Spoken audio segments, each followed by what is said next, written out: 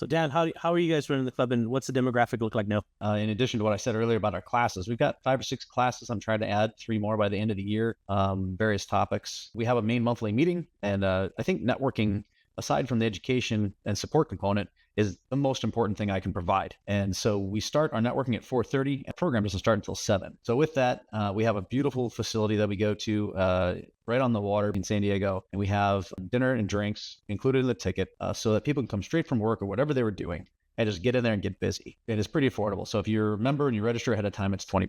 We have a series of things we go through with our sponsors, celebrate them, and show how they can provide value to our members. And then we have haves and wants, where people talk about the things they have or things they want, how they're trying to put deals together in front of the audience. 30-second pitch fest, basically. So our demographic these days, periodically when I'm starting the meeting, I like to say, hey, raise your hand if you're doing this or doing that.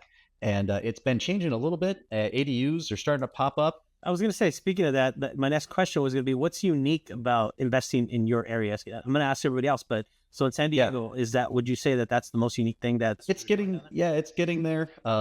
There's what really makes San Diego so unique and why ADUs are being driven is because we're encroached on by the desert, and a little landlocked.